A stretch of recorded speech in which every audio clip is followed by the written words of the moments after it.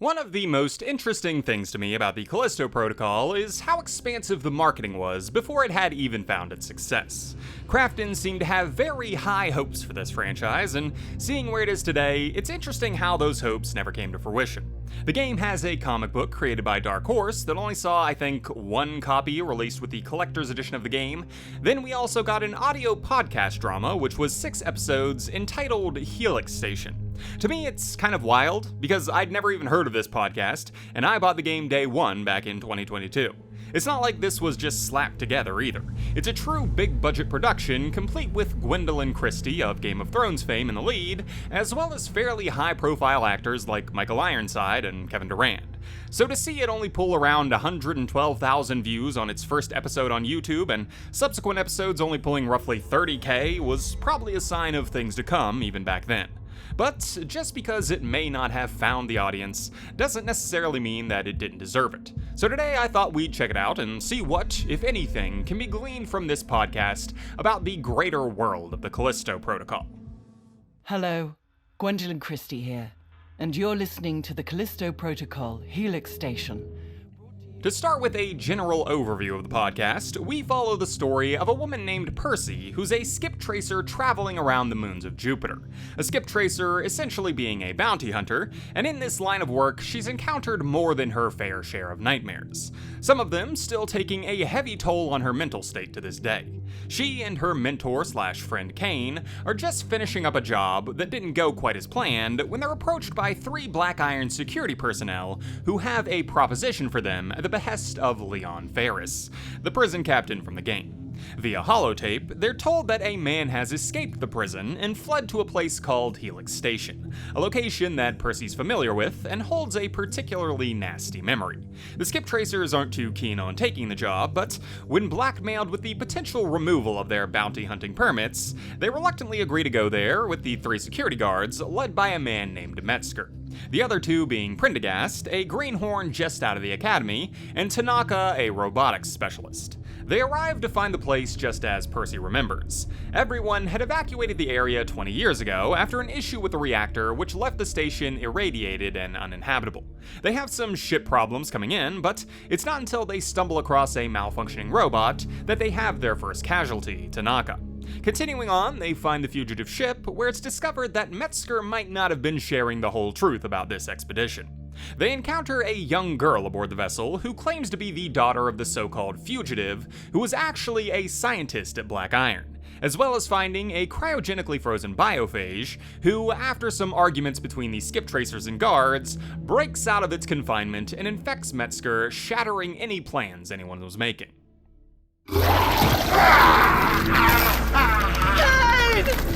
Don't be stupid.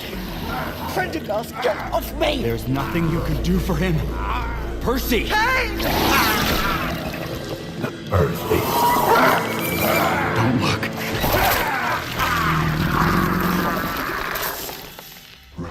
The mutated Metzger kills Kane, sending Prendergast, Percy, and the girl named Juniper fleeing deeper into the station.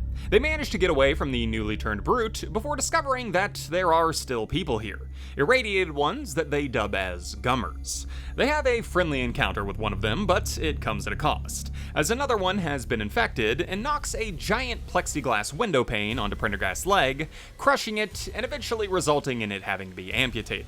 They manage to save his life, but once he comes to, he argues that they shouldn't leave this place, lest the biophage be free to infect the Gummers, and eventually, potentially, even escape into some of the surrounding moons. Percy isn't very happy about this idea, having a panic attack with her 2 companions asking her what happened aboard this station those many years ago. She recounts that an eco-terrorist had blown up the ship's carpenter drive and caused all these issues, an event that Percy had been involved in while she was attempting to track the woman down. Percy had managed to catch up with her in the reactor, where she'd taken a young family hostage, the skip tracer killing the eco-terrorist, but being unable to free the hostages, closing the blast door as the reactor was just about to overheat. The family getting free themselves, but being locked behind the blast doors, begging her to open them, as she was unable to, and they burnt to death right in front of her eyes. She had done it. She found it. And she had freed them from their cuffs. Let it go, please! Please, let it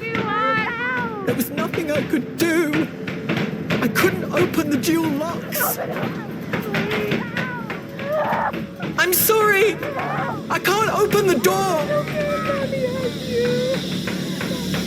I'm sorry!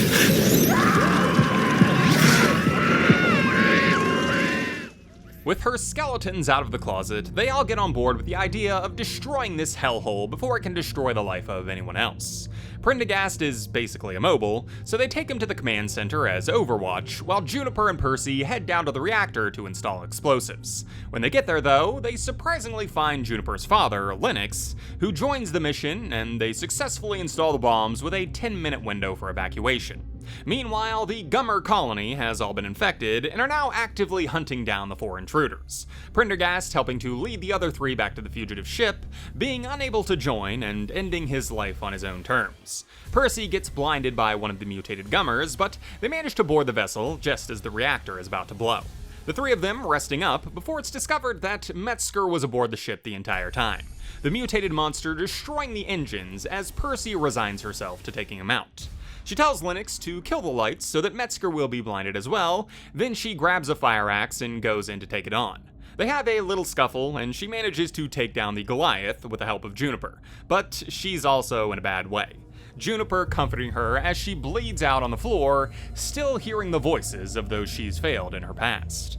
Once she dies, Lennox comes to his daughter's side to console her, the two coming to the verdict that they should continue the fight in Percy's honor, vowing to expose the horrors of the UJC and heading off to join the efforts of the Outer Way.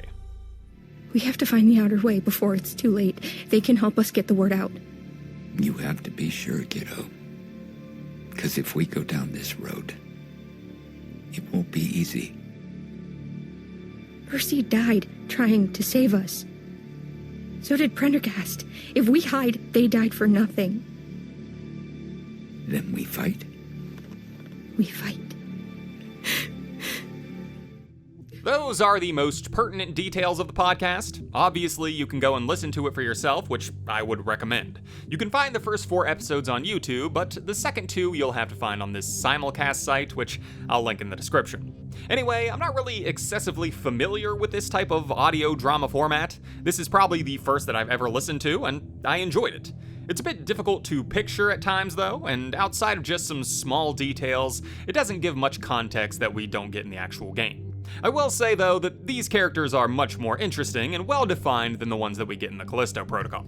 Percy's constant freakouts can get a bit excessive in my opinion, but I really like Kane and Prendergast personally. Prendergast probably being the character who saw the most development, and his snarky personality I think meshes well with him being a cocky young man who's just getting out of the academy. Requested by who? We're asking the questions around here, old-timer. So why don't you shut that metal squawk box you call a voice? This voice is from a windpipe implant I got after a shootout on Ganymede. Keep talking to me like that and you'll find out what happened to the other guy. Does it have a mute button? You touch it and I'll shove it right up your ass. I bet you'd enjoy that. As for its implications on the world of the Callisto Protocol, it adds to the greater context of the universe, but not much to the greater narrative of the game, if that makes sense. We learn about things like the beaches of Ganymede, some details about skip tracers, or how the UJC propagandizes, but we don't learn anything about the biophage. The only person who knows anything is Lennox, and he comes in on the last episode and has nothing to say about what's truly going on at Black Iron. He's just repentant for his role in it.